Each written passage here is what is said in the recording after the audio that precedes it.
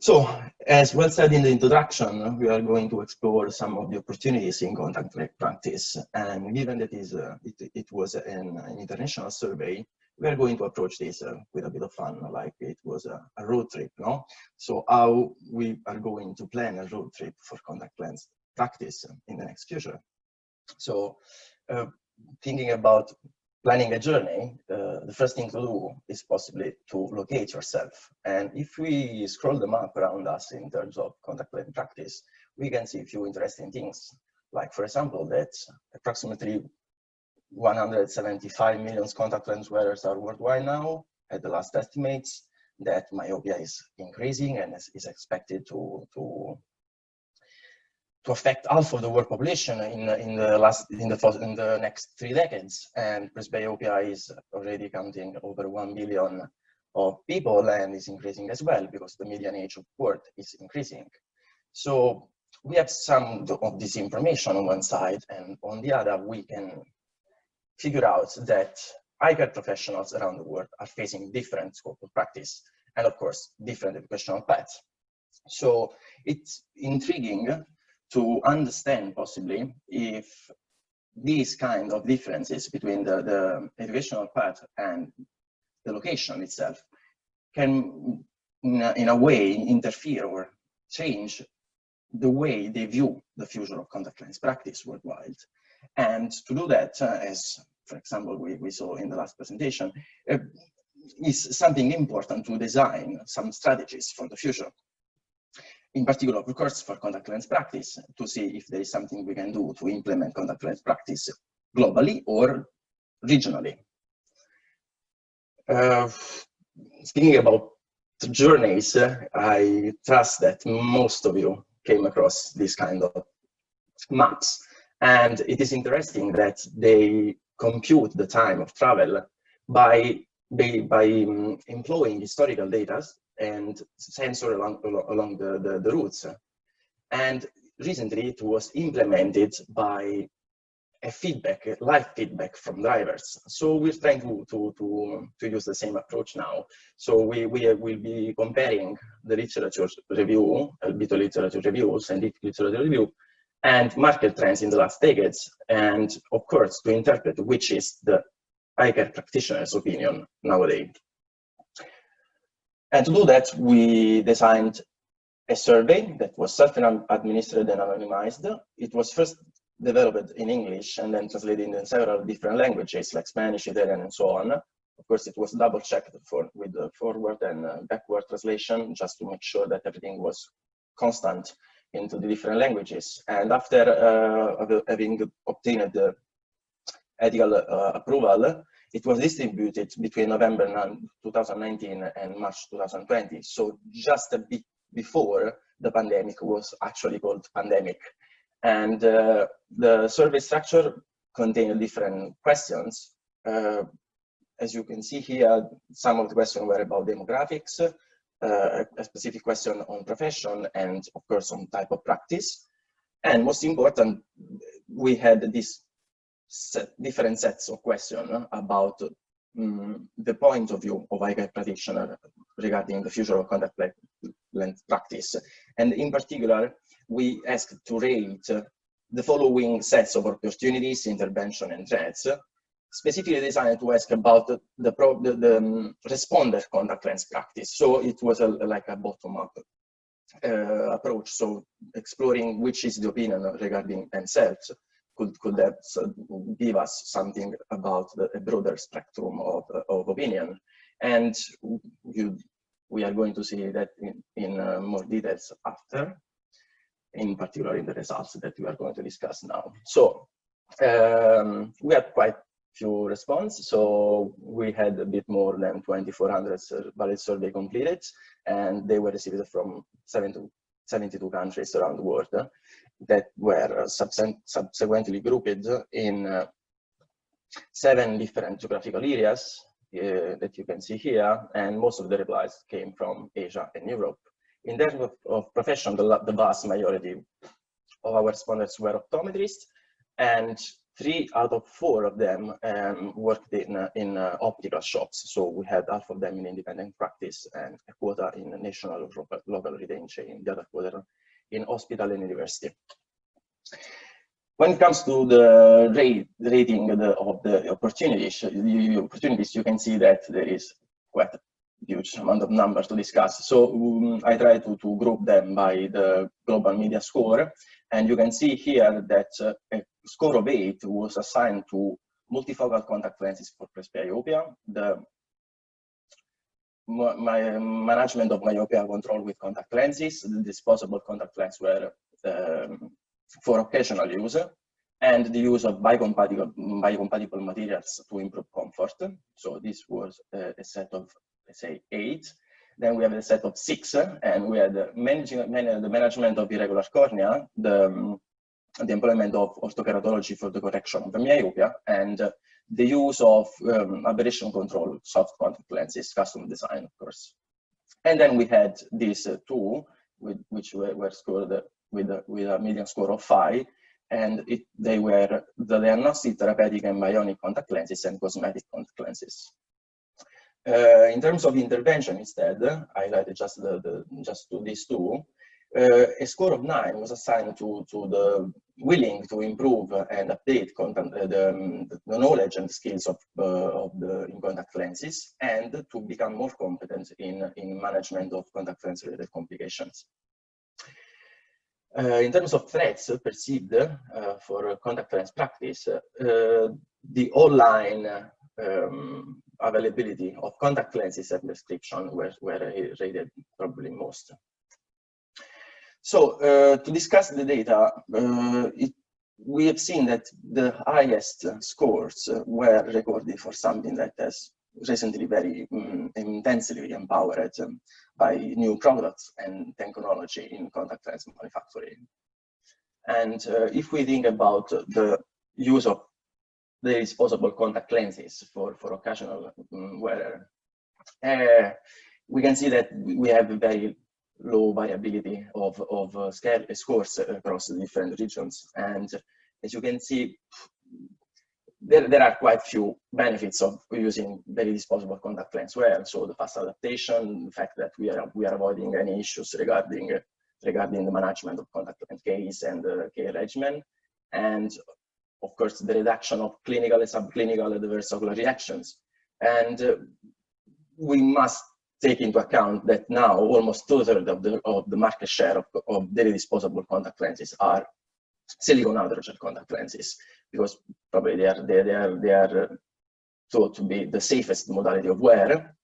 And on the other hand, we know that the cost is something that is a bit preventing in even further the diffusion of them. And this is something that we found in our result as well, when the respondents rated with 8 out of 10 the intervention a potential intervention to make contact lens more affordable to patients, especially the daily disposable one.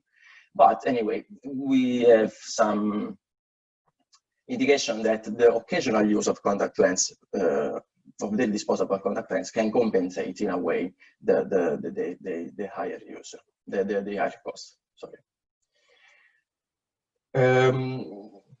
The use of daily disposable contact lenses and the use of biocompatible materials, we do think they have in common the benefits that are related to the use of silicone hydrogel contact lenses. And despite that, contact lens discontinuation is something that is already is still on, and the rate is constant over the last few decades. And it's something that also our responders rated with 8 out of 10. So something that is crucial for contact lens practice as well. And the use of biocompatible materials, anyhow, should not be intended as a solution, definitive solution, because we know that this contact lens related discomfort is associated with many factors, including the geometrical characteristics of contact lenses, the mobility of contact lens, as well as the surface and the modulus. So there is something we can do as practitioners other than the change of material itself. In terms of multifocal contact lenses, we have seen that there is a vast sample of people that can benefit from correction on presbyopia.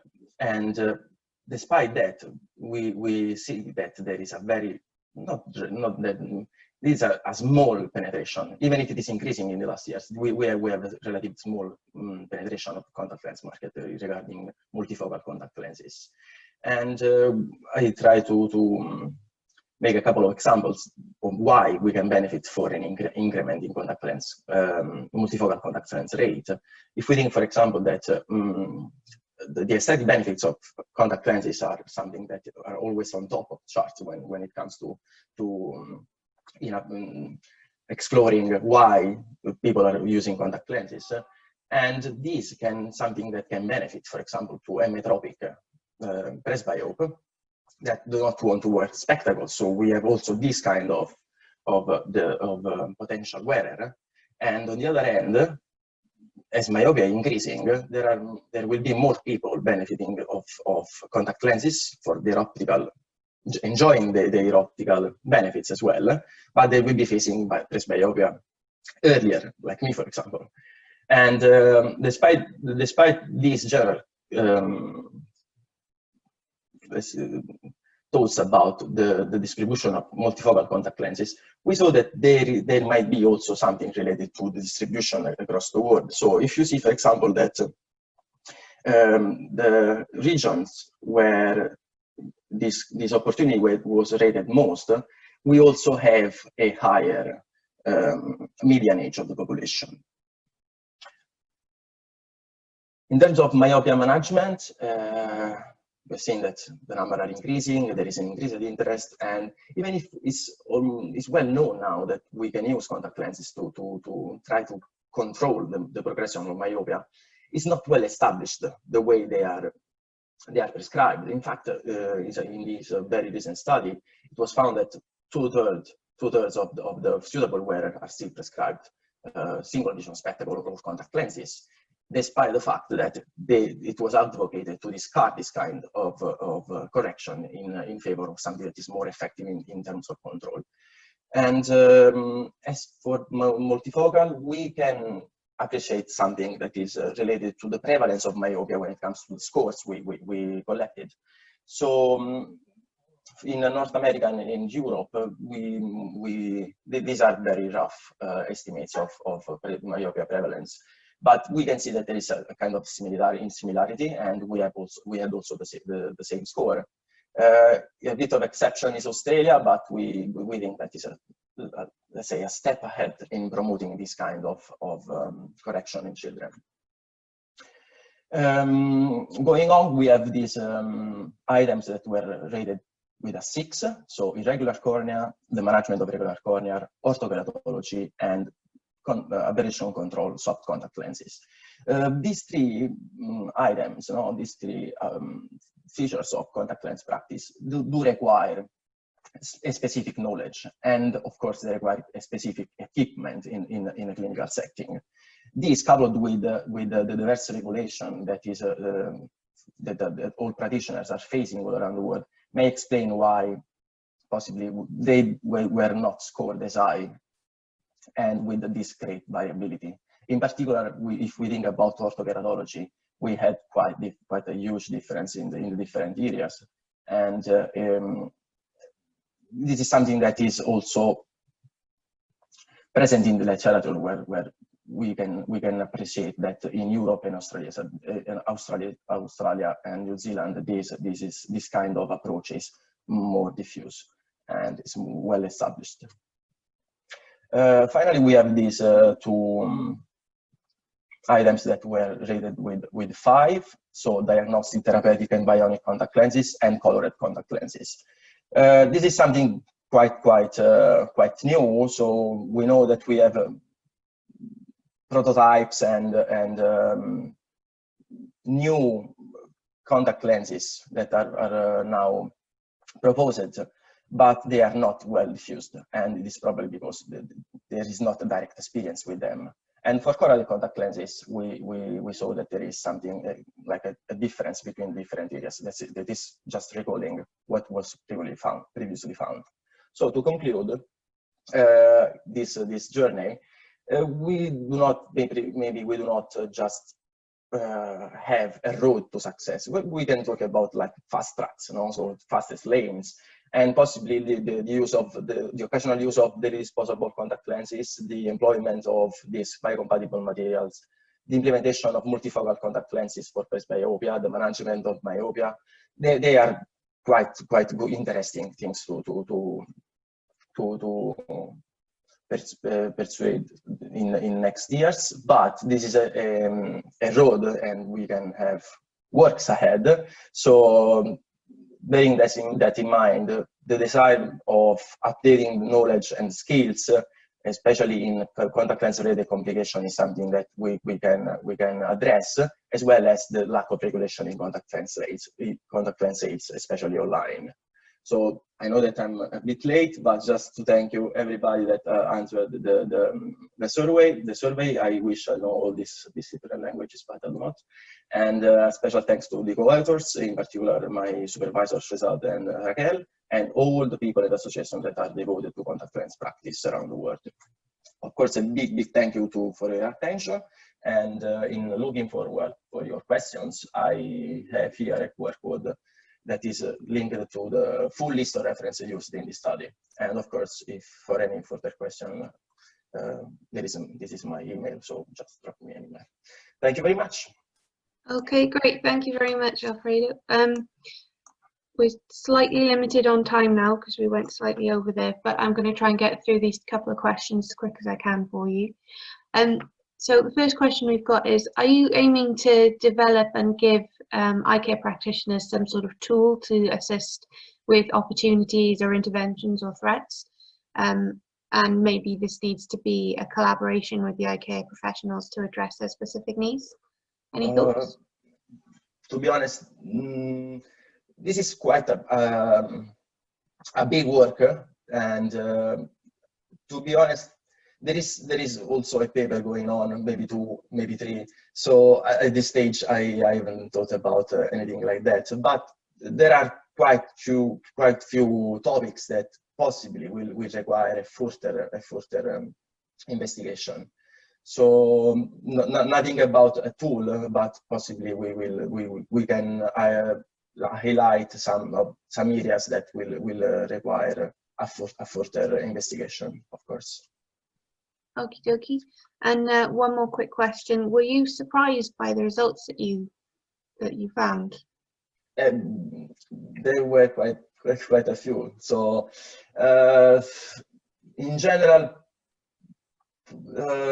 difficult to say, because something we expect, because anecdotally speaking to other practitioners in settings like this, even if I was thinking about an in-person attending to conferences, these are hot topics in optometry anyway, and they have been boosted by new products, new technologies. So no wonder that myopia control is something that is on top, as well as multifocal contact lenses. No wonder that the online sales of contact lenses is something that is a bit scary, even because we had results from all over the world, and there are differences, of course. So no wonder. Maybe if I come back to myopia control, at the beginning I was a bit surprised about the Asian score, but after all, Asia is a very vast continent. So if I think about the prevalence of myopia in East Asia can go up to 70%, then it will be counterbalanced by India, for example, that has quite the same population, but with a prevalence of 10. That's great, thank you, Alfredo. I'm really sorry, I'm going to have to cut you off there just in the interest of time, because our next speaker is due on now. So thank you very much for a really great talk. And the third... Hi there. Right, so I think you can hear me. Well, so these are the rates that we've come across, novel metrics for reporting compliance to clinical guidelines. I'm really lucky to be working with a group of really highly qualified and experienced IP optometrists with a plethora of higher qualifications from the college and under the supervision of Dr. Mark Dunn at Aston University. So the first thing that we need to think about is why does measuring compliance to guidelines even matter? Well, guidelines are a distillation of the results of good studies pertaining to the investigation and management of ocular conditions or conditions in general. So they're evidence-based. They're used alongside clinical judgment, but form a really useful scaffolding, particularly for new clinicians or clinicians looking to increase their scope of practice. Following guidelines, therefore, optimises the patient outcomes and minimises inappropriate interclinician referrals, particularly important during the COVID period and the post-COVID period. Therefore, assessing the appropriateness of eye care against guidelines is really, really important for service evaluation. It can, for example, both flag up areas where practice differs greatly from guidelines and monitor the effects of any quality improvements, but it can also be used to demonstrate good practice, which is always a good idea when you're sitting across the table from commissioners and acute trusts. There are lots of studies evaluating the appropriateness of clinician performance, but the reference standards differ across the studies. Some compare current practice to expert opinion. So a patient may be evaluated by an optometrist and then subsequently re-evaluated by a consultant ophthalmologist, and their records are compared for adequacy. Or a group of specialists agree to the tests that need to be undertaken for a given condition. So they identify the quality indicators, and these are then looked for in patient records. Some studies look at recommendations such as NICE guidelines. The NG81, for example, is a famous guideline, looks at 5 aspects of the patient in order to get to a diagnosis of glaucoma or HT, and that's looking at the optic nerve head, the intraocular pressure, central corneal thickness, visual fields, and gonioscopy. And really what's assessed is how many times these particular quality indicators or these tests are undertaken in the patients that present with suspect glaucoma. So say, for example, 10 patients present with suspect glaucoma and optic nerve head is checked in 8 of them, the compliance then would be 80%. That's actually the naive test rate of that particular indicator. The vast majority of the current studies, though, they consider only one ocular condition or even just a particular test, and they don't consider all the conditions across a service. Is this really evaluating the appropriateness of eye care? Well, in theory, a clinician could sit a patient down for 2.5 hours and conduct absolutely every single test in their armoury, and they'd still be assessed as highly appropriate because these included the required quality indicators. So it's more of a technician role than a clinician role. So the naive test rate, therefore, is flawed and doesn't give the complete picture of the complete examination. Tests that were not undertaken must also be taken into account. And this is particularly important because we have finite resources and an increase in demand in eye care. So what was done? After the study received ethical approval from the Life and Health Science Research Ethics Committee at Aston University, an EPR was designed, an electronic patient record. The EPR was designed for the ongoing study, that is the application of machine learning to the clinical decision making of IP optometrists, and this is the bigger study. The contents of this electronic patient record, you can see it in the background, were extracted from the College Clinical Management Guidelines, the CMGs. Drug options were taken from the BNF and the optometrist formulary, and the design was also informed by the 4 participating IP optometrists. The EPR consisted of 76 quality indicators, you can see them with the boxes, and they covered aspects of history and symptoms in the blue area, the clinical signs in the green area. And these were highly stratified for the purpose of machine learning. 2 diagnosis and management options were given alongside the drug options with complete regimen, so administration and duration for up to 6 drugs. The 74 anterior ocular conditions were extracted from the clinical management guidelines, clearly used as the reference standard. Though manual diagnoses were allowed to be entered as well. The EPR accommodated both positive and negative findings, and any test not selected was deemed as not undertaken. So this EPR was then sent out to the 4 members of the Acute Primary Care Ophthalmology Service, or APCOS. APCOS is a group of IP optometrists accepting referrals from other optometrists, pharmacists, and 62 GP practices. The beauty of this service is that it's completely IP optometrist led and delivered, so independent prescribers have led and delivered this with no consultant oversight. And this has been running in West Kent since 2010, very successfully. The data was collected over a period of a year. 1,351 patient episodes were gathered, of which 822 pertain to the anterior ocular CMG conditions. As you see at the bottom, the red area, an anonymized code was automatically generated by the EPR for secure data transfer between clinics and Aston University. And so this was decoded, the information was decoded to reveal the clinical data on the analysis side.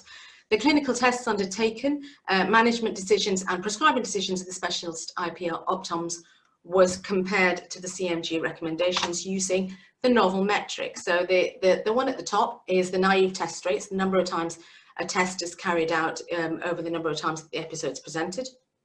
The adherence was calculated using the number of times a recommended test was carried out and the number of times a test that was not recommended was not carried out. Non-adherence was investigated using two metrics, the overperformed rate, so when tests not recommended were undertaken, and the underperformed rate, which was when tests or decisions that were recommended were not undertaken. So these metrics were used to evaluate 5 aspects of clinical examinations. That's history, the symptoms, clinical signs, management decisions and prescribing decisions across the 48 CMG conditions seen during the data collection period. So the overview of the eye care delivery across these 48 CMG conditions was as follows. So first of all, looking at the charts here, the naive test rates are the grey bars. The blue line is the adherence against the CMGs. The orange line is the underperformed rate and the green line is the overperformed rate. The error bars are the upper and lower 95% binomial confidence limits. On average, an element of patient history was reported in 12% of cases, which is surprisingly low. However, when it was asked, these elements were asked in accordance to the CMG listed aspects of history, with a mean adherence of 78.9%. Under and overperformed rates hover at the bottom of the screen, and that's with mean rates of 6.9% and 14.2%. So they were pretty good at doing the right, asking the questions pertinently. The symptoms. Now, the IP optometrists were asked to record the clinical findings of the worst eye or the right eye for bilateral and symmetrical ocular conditions. Laterality was reported in almost all cases, 98.8%. Equally, laterality is mentioned in all the CMGs, and so therefore the adherence for this was high. For symptoms, the IP optometrists were asked to judge whether the patient reported ocular discomfort or visual disturbance as the chief symptom. Ocular discomfort was the most investigated symptom. Adherence for the investigation of the symptom was high, 89.9%, with a low, under and overperformed rates. The visual disturbance showed a low naive test rate. They didn't check for it very much, and that was 22.3%. And about half of these were deemed as appropriate in comparison to the CMGs. So there was an underperformance of this particular mode of questioning for symptoms. Clinical signs. The 66 clinical signs were investigated across the CMG episodes. The naive test rates were highly variable, as you can imagine. It's across 48 conditions and ranged from 0.1% at facial chemical burn all the way up to 63.5% for corneal staining with sodium fluorescein dye, the most conducted test. However, adherence is hovering around the top again. So we know that they were doing it in accordance to the CMGs with low underperformed and overperformed tests. So mean adherence was 93.8%, mean underperformed was 3.4%, and mean overperformed was 2.8%. The two exceptions you can see, there are 2 dips in the clinical signs, and they are at epiphora and conjunctival episcleral hyperemia with an underperformance of these particular tests. Now we'll come to that a little bit later on. The management decisions. Now, on the outset, when you look at this graph, it's sort of shock, horror. Why is there a dip here for the adherence when it comes to routine referrals? Now, we must remember that this is a tier 2 community service, which is designed to assess and manage patients in the community as opposed to sending to the hospital service. So we wanted, this service is intended to reduce those referrals to the hospital. And this shows actually that there is an underperformance of routine referrals to the hospital, where the adherence goes dips, and so really what it shows is that the service is successful at what it's intended to do. The most favoured management options were follow-up and discharge, and really interestingly, 97.4% of patients were managed in the community at the first instance, which it can't be bad. Prescribing decisions. So like mandatory decisions, the CMGs recommended multiple therapeutic options for ocular conditions depending on the severity of the condition. The adherence for prescribing decisions, the drug type prescribed, so you can see them all here, made by the IP optometrists were high. So the mean adherence was 93.6%. The mean overperformed rate was 0.9% and the mean underperformed rate was 5.6%. And you can see from the chart that that really only applies to ocular lubrication. As an IP optometrist myself, we're not really recommended to give ocular lubrication on a prescription. The patient should be advised to buy them themselves, and that's because it becomes vastly expensive. The metrics, therefore, have demonstrated that over 48 CMGs, we can look at an overall view of the service delivery and see how well we're doing in comparison to the guidelines. But the metrics can also be used to evaluate the performance of individual clinicians or even individual ocular conditions. And this can highlight small but important areas of guidelines non-adherence. And this is especially important for rarer conditions and those that show a stark contrast to the guidelines, such as preseptal cellulitis. Now, before we go into this chart, there were only 10 episodes of preseptal cellulitis, a rare condition, presenting during the data collection period. That's out of 822. But it's interesting to look at how this shows us what's going on. For the management decisions, preseptal cellulitis showed that the adherence plummets to 0 for rapid access and follow-up. Now, the CMG for preseptal cellulitis shows that these patients should be sent to the hospital without intervention. Clearly, this isn't what's happening. 100% of the patients, so there's an overperformance of 100% here, they were followed up within the community service, and 100% underperformance of rapid access. So what's being done with them in the community? Well, if we look at the prescribing, we can see that from the chart that the naive prescribing rate, the adherence and the non-adherence together show that the patients are being given systemic antibiotics in the community contrary to CMG advice. This is particularly interesting because not only can these metrics then be used to measure compliance to guidelines, but they can also be used to inform a reference standard of changing practice patterns, which is particularly important in a fast evolving profession such as optometry and in the current time. IP optometrist behaviours should really be used to inform guidelines and research as much as the guidelines are used and should be used to inform best clinical practice. So in conclusion, the evaluation of the appropriateness of eye care lacks a standardised reporting method. We suggest that the appropriateness of eye care can be investigated by measuring compliance to evidence-based guidelines. And for IPs, that really should be the College of Optometrists CMG